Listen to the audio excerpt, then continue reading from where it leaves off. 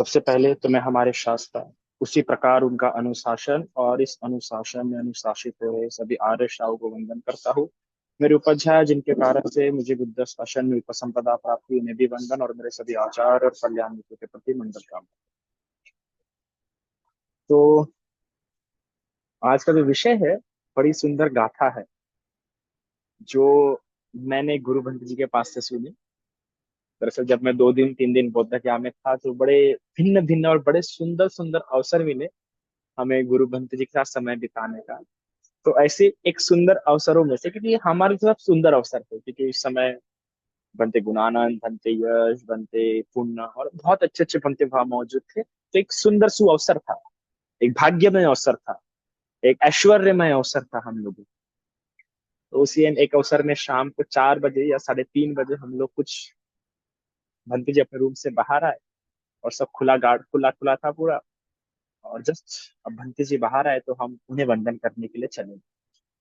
और वंदन करने गए तो फिर भंते पीछे, मैं भंते गुरानंद जी के रूम में था, हम लोग चर्चा कर रहे थे, फिर पीछे से भंते गुरानंद जी भी आए, उन्हें भी देख लिया, उन्हें भी वंदन किया। और फिर भंते यश भी आए। तो मस्त बस गुरु गुरु भंते जी ऐसे ऊपर बैठे हुए थे, और हम सभी लोग, भंते गुणानंद जी उधर बैठे हैं, भंते यश जी इधर बैठे हैं, और मैं इधर बाजू में, गुरु भंते जी के बाजू में बैठे, और हम तीनों नीचे बैठे हैं, और गुरु भंते जी ऊपर बैठे। इतना सुंदर, इतना भव्य, इतना अद्भुत दृश्य था, विशेषता मेरे लिए। और इतनी सुंदर अनुभूति थी कि हम सभी नीचे बैठ के, गुरु भंते जी ऊपर बैठे, और गुरु भंते जी एक एक पंक्ति, एक एक शब्द को कितने सुंदर तरीके से समझाते हैं कि मैं बता नहीं सकता। सही में कहते हैं ना कि जो बड़े हैं वो बड़े ही होते हैं। उनका अनुभव, उनका ज्ञान, उनका दर्शन, उनकी चर्या, उनका बताने का तरीका, और उनकी गंभीरता, धर्म में गंभीरता, धर्म की गंभीरता, ये दोनों बात समय के हिसाब से आती है, अनुभव के हिसाब से आती है, देख के आती है। वो गुरु जी को देख के लगता है, गुरु बंधु जी को देख के लगता है कि धर्म में गंभीरता और धर्म के प्रति गंभीरता। आह, और क्या शब्द बताना, क्या शब्द मंजुषा, वो सरल अर्थों में समझाना। कल मुझे एक जन ने पूछा भी था कि गाथाओं का सरल अर्थ कैसे समझे। मैं कहा गाथाओं का सरल अर्थ समझाने के लिए वैसा जीवन सरल होना चाहिए, वैसा उजुपट्टी पन्नो जीवन होना चाहिए।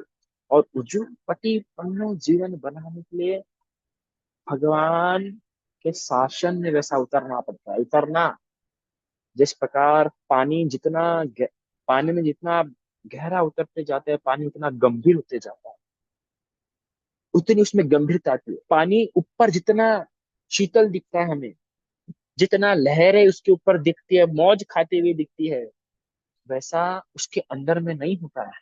तुम जितना समंदर में अंदर जाते हो उतना गहरा होते जाता है, उतना गंभीर, उतना डार्क होते जाता है। वैसे ही धर्म की गंभीरता, इसको उतरना ही, उसमें उतरना कोई सरल बात नहीं है। बहुत अनुभव लगता है।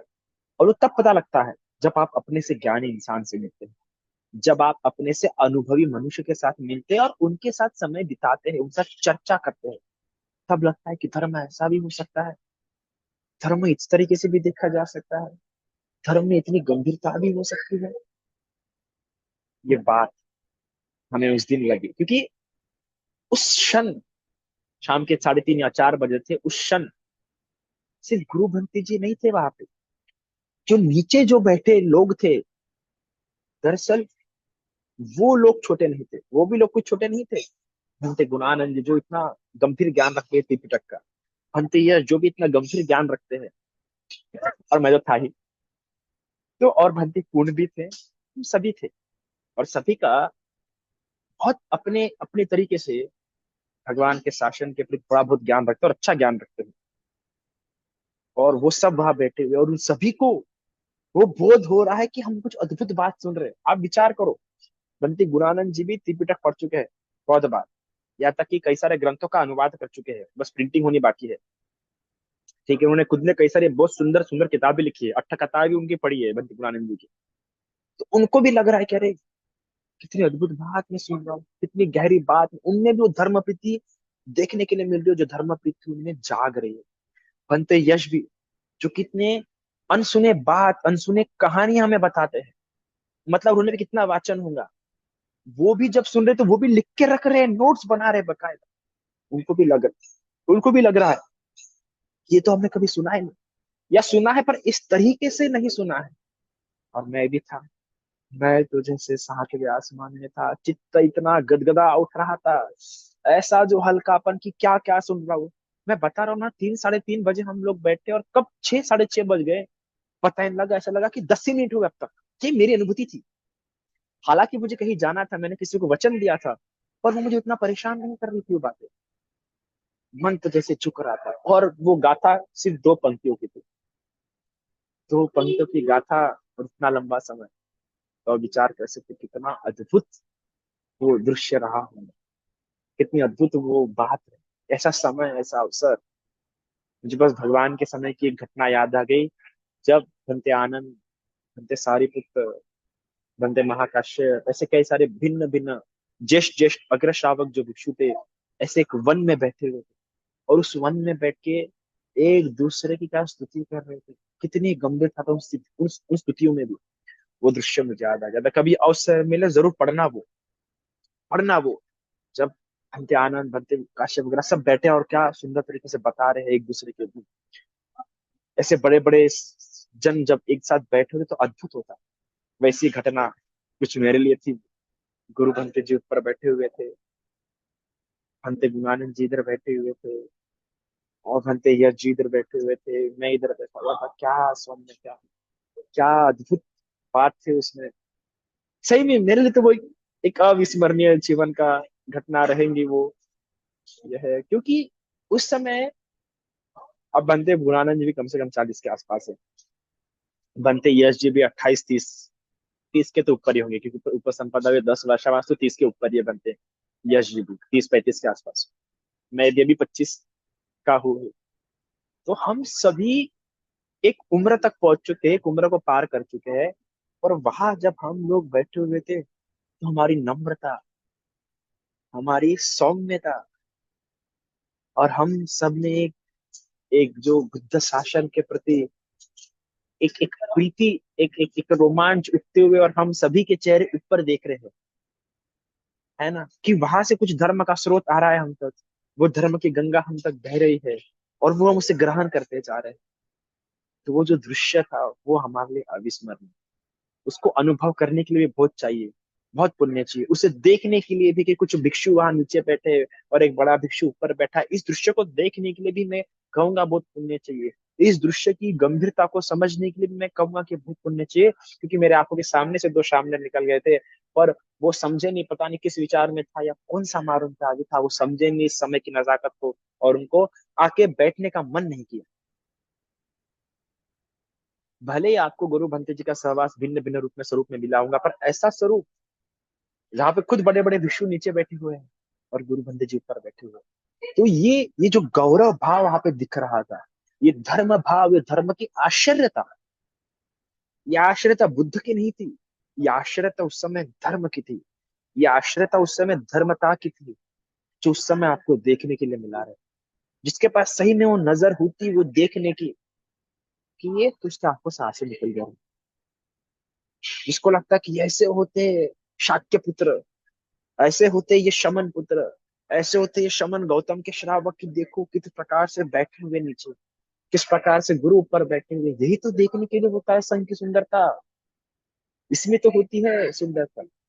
मैं अलग इस परंपरा से, सभी सभी भिन्न भिन्नता थी वहां पे, पर क्या शांतता थी। वो दृश्य याद करने का मन करता है कि जीवक जब जीवक आजाद शत्रु राजा, आजाद शत्रु को जब लेके जा रहा था बुद्ध से पहली बार मिलाने के लिए, तो विहार से मेरे ख्याल से ऐसा ज्यादा दूर नहीं था, ऐसा विहार वहां से दिख ही रहा था, है ना। तो पूछता है, तो विहार के पास पहुंचने वाले थे, तो राजा अजातशत्रु पूछता है जीवक को कि जीवक कितने भिक्षु हैं वहां पे।